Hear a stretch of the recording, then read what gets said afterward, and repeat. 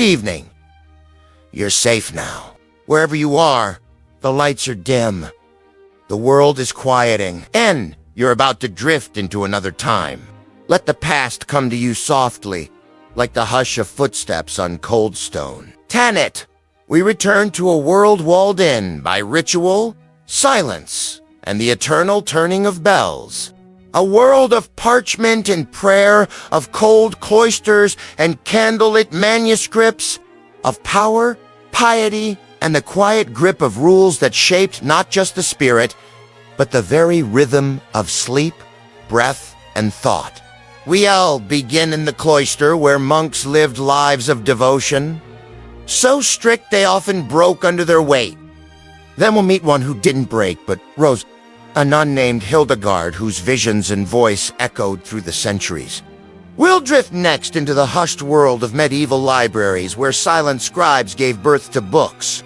And finally, we'll follow the silk-shod footsteps of a bishop straddling faith and warfare, incense and iron during the Crusades. But first, let's enter the monastery, and breathe in the rhythm of their lives. This is the world of the medieval monk and more. Across the next 2 hours, we will gently guide you through 4 chapters of quiet lives, bound to sacred duty. There's something powerful about walking through a place that feels timeless. Somewhere where centuries-old stones still hold the echoes of chanting monks or the scrape of quill on parchment. Europe has plenty of such places, remnants of a continent deeply shaped by those who lived cloistered lives, dedicated to prayer and work and study. The coarse blanket pulls, taut across your thin tunic, offering scant warmth against the chill. Parchment awaits, ready for your quill to dance across it, imbuing lifeless skins with the words of saints and scholars. The light filters through stained glass, throwing kaleidoscopic shards onto the pages before you. You eat quickly, then make your way to the chapel. The night air is cooler, carrying the scent of rain and distant woods.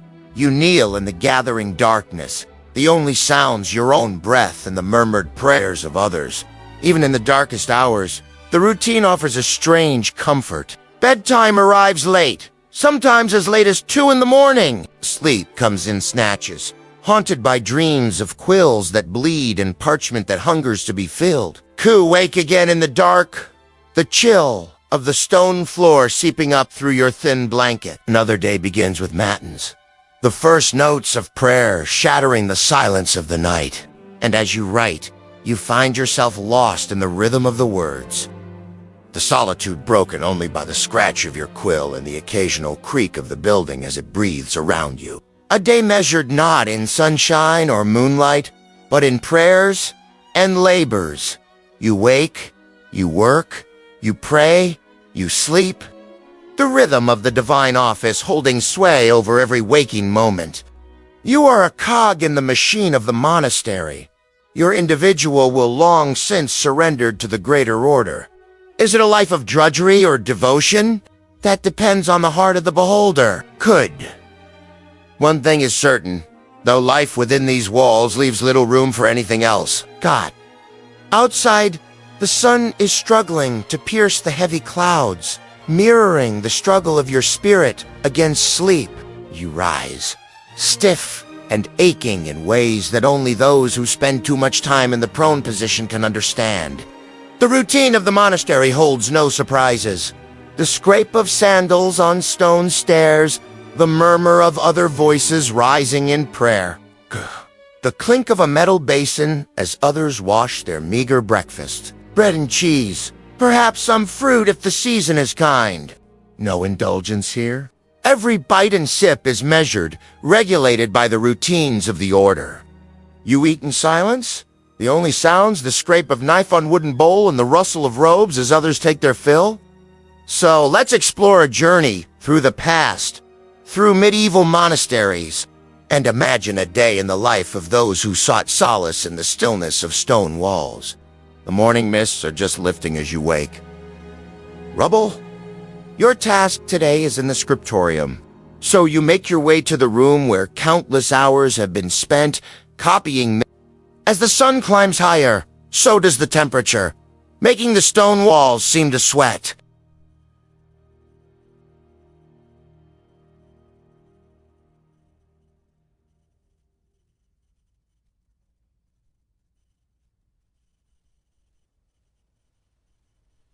You wash your hands and face, splashing water on your heated skin, and then it's back to the scriptorium until the bell tolls once more. Lunch is a hurried affair, eaten in silence, and then it's back to your task. The afternoon light is softer now, the shadows longer. The chill is gone, replaced by a heavy stillness. The hours stretch, and the only change is the slant of the light. Gradual darkening of the corners until the bell calls you once more to put aside your quill and join your brothers for evening prayer. The day winds down in a blur of rituals, each one a step closer to the blessed release of bedtime. And so the cycle turns. Good!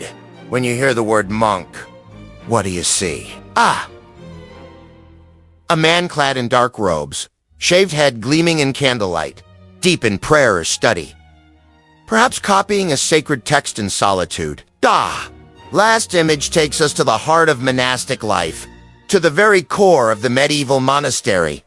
The spot. What was life really like for the monks who spent their days here? What did they talk about? What hopes did they hold? What fears? And what brought them joy? Let's find out. Imagine the year's 1165. You are a young man of noble birth in Burgundy. We can see a young monk arguing with an older one, their voices rising in anger. A group of monks huddled together, their faces illuminated by the flickering light of a candle. They are poring over a newly arrived book, their lips moving as they read. The arrival of a new book was always an exciting event. It might contain the latest theological treatise or the newest piece of gossip from Rome. Good. The prior was responsible for the spiritual well-being of the monks. Good. As well as the day-to-day running of the scriptorium. He was a holy man. It depicts a scene from the life of Christ or one of the saints, Goss. Such paintings were rare in the scriptorium, but they served an important purpose. Good. It was a place of intense focus and deep devotion. Would you be able to focus and devote yourself to your tasks, day in, day out? Let us know in the comments below, and thanks for watching. Don't forget to subscribe for more videos like these, where men sought to serve God with their minds as well as their hearts. And if we listen very carefully, we can still hear the echoes of their voices, the scratch of their quills, the murmur of their prayers. For in the end, these are the sounds that made the medieval monastery truly come alive. They reminded the monks why they were here, what they were working for. They were not just scholars. They were servants of God. And their work was part of a greater mission, the spread of Christianity throughout Europe. But he was also an administrator, a manager, and sometimes a diplomat. In any case, everyone wants to read it. Perhaps they are debating the best way to transcribe a particularly difficult passage. Or maybe the younger monk is frustrated by the rigid rules that govern their lives. Whatever the cause of the argument, it's clear that tempers can flare even in this tranquil setting. Your father expects you to join him in managing his lands, but your heart is elsewhere. The air is thick with the scent of parchment and ink. Some of the monks are young, their faces still smooth and clear. Exactly! The place where monks would meet to discuss their projects or receive visitors. Some of the books here are old and valuable. Some are new and hot off the press. There are books on theology, history, philosophy, and poetry. There are also books on more practical subjects like farming or medicine. The monks of Cluny were scholars. Yes, but they were also practical people. They ran a large estate, after all, and needed to keep track of their finances, livestock, and crops. Instead, he is praying. Prayer was an important part of the monks' lives, as was their dedication to God. Around him, other monks paused their work to cross themselves or bow their heads. A reminder that this sacred duty binds them together. that they are not just colleagues, but brothers in Christ. Could. Others are older, their heads and beards graying with age. Despite their differences, they are united by the rhythm of their work, by the scratch of quills, and the murmur of quiet voices. You wish to live a life of devotion and scholarship. Conversation was hushed. Of course, but far from rare. The monks here talk about everything from the weather to politics to poetry. Just as in any other workplace, really. They joke around, too. Here a monk leans over to his companion, whispering a story that makes them both burst into laughter. Nearby, another monk, perhaps a novice, nervously adjusts his cowl. His hand trembles slightly as he dips his quill into an ink bottle. An older monk notices his agitation and offers a kind word of encouragement. Gah! So you seek out the great monastery of Cluny, one of the wealthiest and most influential monasteries in Christendom. Founded in 910 AD, Cluny has grown to encompass an entire town. Good! Its church, begun in the 10th century, is the largest in Europe. Inside its high walls are gardens, workshops, even farms. At the center of it all is as you enter, you notice rows upon rows of desks, each occupied by a monk bent over his work. For while it might seem like an anachronism to us, modern viewers, the scriptorium was not a place of utter silence. Life in the scriptorium was not without its tensions.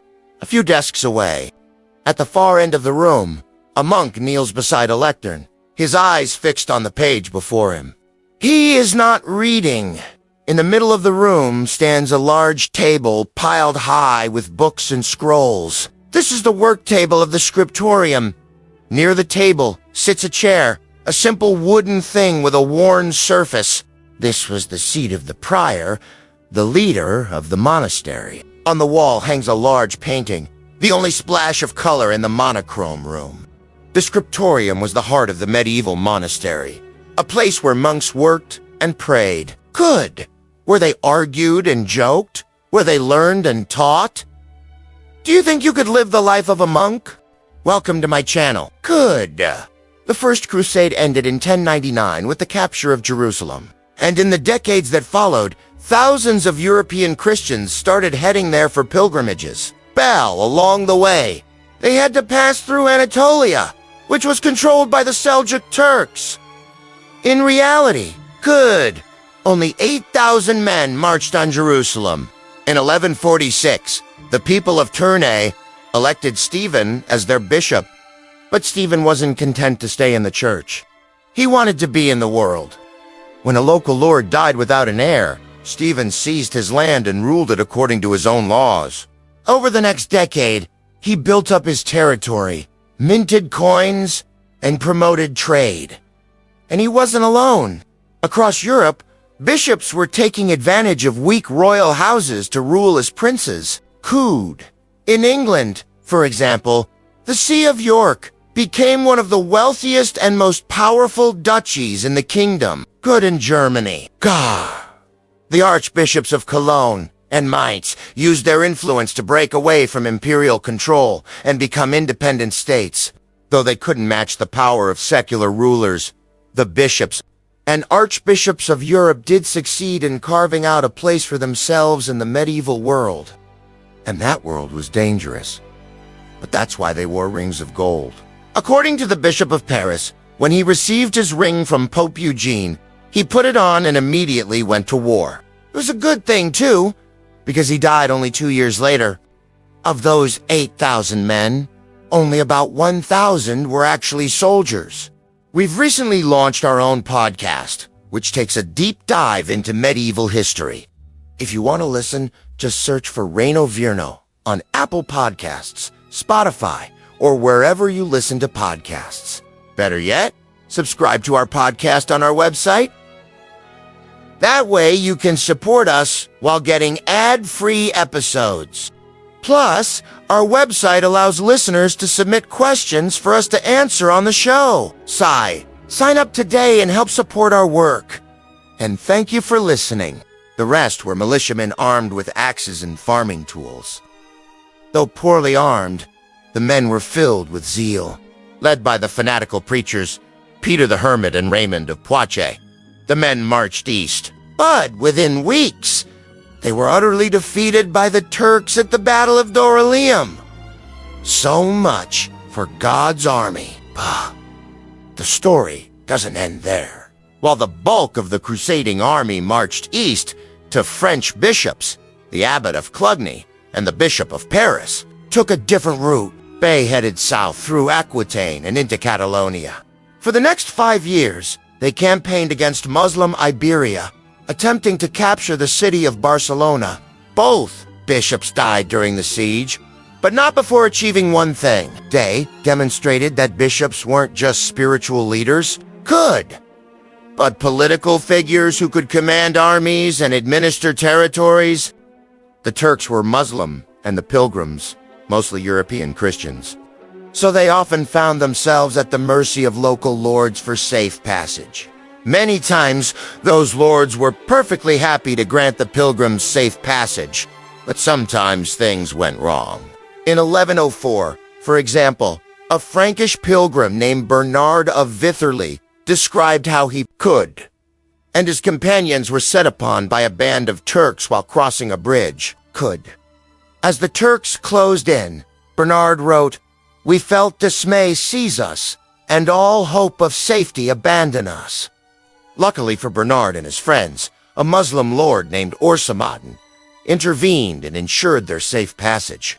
But this wasn't always the case. And soon, European Christians started complaining about the abuse they suffered at the hands of Muslim Turks. By the 1140s, complaints were coming in about Muslim rulers refusing safe passage, stealing money from pilgrims, and even killing them. So Pope Eugene III decided to authorize the use of force against the Turks. But the Pope didn't want to get his hands dirty. Instead, he called on the bishops of Europe to raise armies and lead the Second Crusade. When Eugene called for the crusade, he was hoping that the bishops would be able to raise between 30 and 40,000 soldiers. In fact, some bishops, like Stephen of Tournai, played a key role in the development of medieval states. Now, if you want to learn more about the Crusades, we've got just the thing for you. A gentle breeze rustles through the trees, carrying with it the sweet scent of honeysuckle and freshly cut grass. Sunlight streams through a high Gothic window, illuminating dust, motes dancing in the air. Your eyes slowly open. You find yourself lying on a cold stone floor, the rough texture pressing against your cheek. Sounds of birdsong and running water mingle with the rhythmic clang of a blacksmith's hammer. "Welcome," he says in a low voice, his words echoing the solemnity of your "Welcome to the scriptorium." With a slight bow, you step inside and find yourself in a world of hushed voices and rustling manuscripts. And purple, you find yourself drawn to a small chapel tucked away at the end of a labyrinthine corridor, her eyes locking onto yours. "I am the Lady of the Lake," she whispers, her voice echoing with ancient power. You find yourself seated on a high throne, richly adorned with gold and jewels, overlooking a vast medieval city. A messenger rushes up to you. Now decide whether to heed the call to arms and lead your people into the perilous world of the Crusades. His face etched with urgency. "My Lord Bishop," he exclaims, "a papal legate has arrived with a message from the Pope himself." With a slight nod, you motion for him to continue. "He commands us to join the crusade," the messenger says, his voice echoing the gravity of his words. Below you, merchants crowd the marketplace. The gentle rocking of a boat on a placid sea replaces the clamor of the marketplace. The salty temps of the ocean breeze mingles with the rich scent of exotic spices carried on the wind. In the distance, the haunting call of a distant ship's horn pierces the air, a lonely sound that echoes the uncertainties of the journey ahead. Before us lies the vast expanse of the Mediterranean, shimmering under the relentless sun. Gulls cry overhead as the gentle rocking of the boat lulls us into a peaceful state. Now we are no longer in the scriptorium. We are on a ship sailing towards the Holy Land, journeying alongside the Crusaders on the tumultuous seas of the 12th century. Our adventure continues with a new and uncertain chapter. The fate of the crusade, of pilgrims on their way to the Holy Land, rests upon the decisions we make next. Will we follow the warrior bishop to battle? What choices will we make in this precarious world of faith and warfare? Will we answer the call of the crusade or seek another path? Only you can decide. Their voices blending with the sounds of hammering and sawing as artisans ply their trades. In the distance, a group of knights ride through the city gates, their armor gleaming in the afternoon sun. And I have been waiting for you. The bishop's seat inside, a single flickering candle illuminates an altar where a young nun kneels in prayer. Her face is pale, her eyes closed in deep contemplation. Suddenly, she opens her eyes, and you see not a nun, but a woman of unearthly beauty. Her features sharp and regal, her gaze piercing. Beyond the cathedral walls, a village bustles with activity.